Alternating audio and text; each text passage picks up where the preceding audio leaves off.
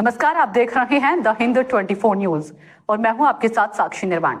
आइए नजर डालते हैं आज की कुछ खास खबरों पर। दिवाली के ठीक पहले एसओजी ने अमरोली इलाके में बड़ी कार्रवाई करते हुए नकली घी का कारोबार करने वाली 3 फैक्ट्रियों पर मारा छापा। इस छापेमारी में 9000 किलो से अधिक नकली घी जब्त किया गया और घटनाक्रम में 4 आरोपियों को गिरफ्तार किया। पुलिस ने कहा कि त्योहार के अवसर पर खाद्य सुरक्षा सुनिश्चित करने के लिए विशेष अभियान चलाया गया है। जी आज कई जगह कार्यक्रम आज गुजरात प्रदेश कांग्रेस माइनॉरिटी डिपार्टमेंटना उपप्रमुख नूरुभाई અને એમની ટીમે અહીંયાના જે ગરીબ બચ્ચાઓ છે જેમને નોટબુક વિતરણનો કાર્યક્રમ રાખ્યો હતો એ આયોજનમાં અમે બધા અહીંયા ઉપસ્થિત છીએ। ખૂબ સુંદર કાર્યક્રમ થયો અને જેટલા બચ્ચાઓ વિદ્યાર્થીનીઓ અને વિદ્યાર્થી મિત્રો એમના વાલી સાથે હાજર હતા એમને ફ્રી નોટબુક વિતરણ કરવામાં આવ્યું છે અને એ સુંદર કાર્ય બદલ હું એ તમામ ટીમને અભિનંદન આપું છું। માનનીય પોલીસ કમિશનર સાહેબ દ્વારા દિવાળીના પર્વ જે અત્યારે આવી રહ્યો છે એના અનુસંધાને એક સ્પેશિયલ ડ્રાઈવ ગોઠવવામાં આવી હતી। આ સ્પેશિયલ ડ્રાઈવની અંદર ઘી, બટર, પનીર, ચીઝ આવું જેનું ડુપ્લિકેટિંગ કરે છે એના માટેની સ્પેશિયલ ડ્રાઈવ હતી। આ ડ્રાઈવના અનુસંધાને એસઓજી દ્વારા એક ચોક્કસ બાતમી એવી મળી હતી કે અમરોલી વિસ્તારના કોસાડ આવાસની અંદર જે સરદારનગર ને એ જગ્યાએ છે ત્યાં કોઈ ડુપ્લિકેટિંગ ઘીનું ડુપ્લિકેટિંગ કરે છે। એના અનુસંધાને એસઓજી દ્વારા રેડ કરવામાં આવી। જે રેડની અંદર માધવ ડેરી પ્રોડક્ટ નામની એક કંપની બનાવી એની આડની અંદર અલગ અલગ નામથી ઘીનું બોગસ પેકેજિંગ કરી અને માર્કેટમાં વેચતા હતા।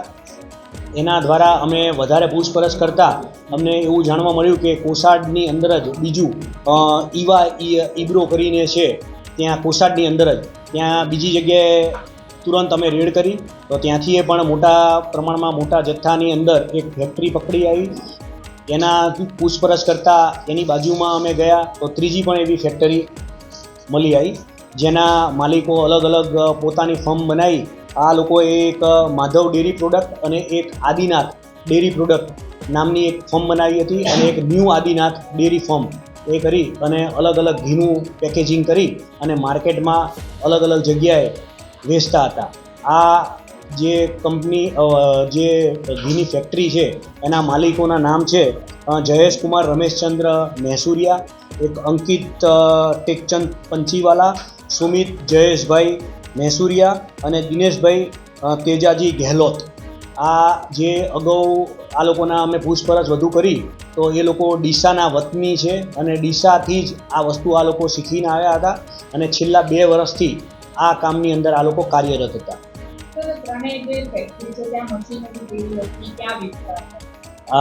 આ લોકોની જે મશીનરી હતી એ ઓટોમેટિક પ્લાન્ટ છે આ લોકોના ત્યાં ઓટોમેટિક જે આખા જે અંદર ઘી ને એ બધું નાખી અને ઓટો પ્લાન્ટ છે કે પેકેજિંગ થઈને જ બહાર નીકળે।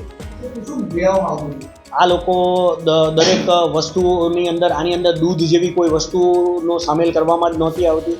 આ વનસ્પતિજન્ય જે તેલ આવે છે પામોલિન તેલ એ તેલ પછી કેમિકલ આવે છે કોરમ કરીને કેમિકલ આવે છે એ કેમિકલને ઉમેરવામાં આવે જેનાથી જે પ્રકારના ઘીની તમારે સ્મેલ જોઈતી હોય ધારો કે ગાયના ઘીની સ્મેલ જોઈતી હોય તો ગાયના ઘીની સ્મેલ આવે, ભેંસના ઘીની સ્મેલ જોઈતી હોય તો એ મુજબની સ્મેલ આવે એ ટાઈપનું એક કેમિકલ આવે છે। એક કેમિકલનો ઉમેરો કરવામાં આવતો હોય અને એક આ લોકો કલરનો ઉપયોગ કરતા હતા। એક એ કલરથી જેવું તમારે કલરનો દેશી ઘીનો કલર હોય એ મુજબના એ આવી જાય અને એસએસ નામના એક કેમિકલનો ઉપયોગ કરતા હતા। આ એસએસ નામનું કેમિકલ એક એવું કેમિકલ છે કે જે આપણા રિયલ જે દેશી ઘી હોય છે એ દાણાદાર હોય છે તો આ દાણાદાર બનાવવા માટે આ એસએસ કેમિકલનો ઉપયોગ કરવાથી ઘીની માત્રા એકદમ દાણાદાર જેવી થઈ જતી હતી। મોટા ભાગે આ લોકો નંદુરબાર સુરતની અંદર મોટા ભાગે આ લોકો કેટરિંગવાળા જે રસોઈનું એનું કામ કરે છે એ લોકોને આપે છે। હોટલોમાં આ લોકોનો ઉપયોગ છે। પછી જે સ્ટ્રીટ ફૂડની અંદર જે બધી આ લારીઓ ને એવી બધી જે જગ્યાઓ જે છે એ જગ્યાએ મેક્સિમમ આ લોકોના ગ્રાહકો આ પ્રકારના હતા। આ લોકો માર્કેટની અંદર 680 રૂપિયે કિલો એ રીતે વેચતા હતા અને એમઆરપી આ લોકો 800, 900, 1000 ત્યાં સુધી એમઆરપી લગાવતા હતા। સર કોઈ સમય નક્કી કરવામાં આવ્યો હતો વેચવા માટે એ લોકોનું ખાસ કામ હતું? આ લોકો જે રાતના સમયનો ઉપયોગ કરી અને રાતે જ આ જે બનાવવાનું કામ કરતા હતા અને દિવસે આ લોકોએ પોતાના સેલ્સમેનો રાખેલા હતા, જે એ લોકોના અલગ અલગ નામ છે, રિધમ, મૌલી, આ ટાઈપના જે નામ હતા એની એ લોકોએ ટી શર્ટો બનાવી હતી. એના જે સેલ્સમેનો હોય એ સેલ્સમેનો ત્યાં આગળ જઈ આ જ ટી શર્ટો પહેરી અને ત્યાં વેચાણ કરતા હતા. તો કેટલા લોકો છે આમાં? છેલ્લા 2 વર્ષથી આ લોકો કાર્યરત હતા. તો કેટલા લોકો જોડાયેલા છે નકલી ઘી વેચવાના? આની જે ચેનલ જે છે એ બહુ લાંબી ચેનલ છે, જે તપાસમાં હજુ બીજા ઘણા બધા નામ ખુલી શકે એવી શક્યતાઓ છે.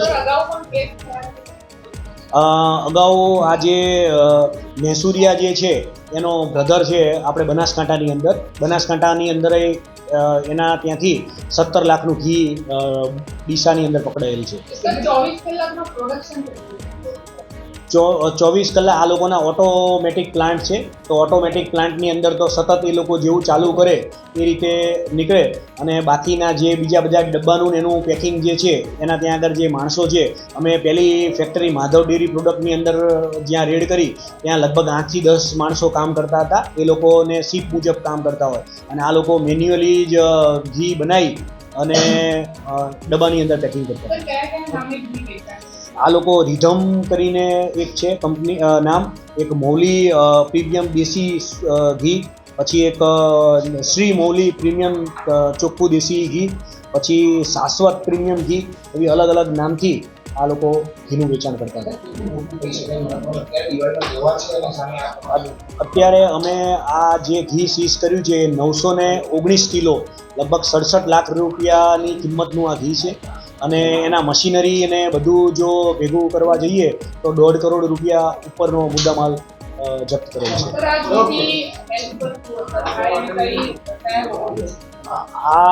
આ જે ઘી છે એ લોકોને અમે પૂછી જોયું તો એ લોકોને જ ખબર નથી કે આ શું છે, અને અમે બીજા ડૉક્ટરોની પણ સલાહ લીધી કે કેન્સર થવાનું મૂળ કારણ આવા પ્રકારની જે પ્રોડક્ટ આપણે જે ઇન્ટેક કરીએ છીએ એના કારણે થાય છે. देखते रहिए द हिंद 24 न्यूज.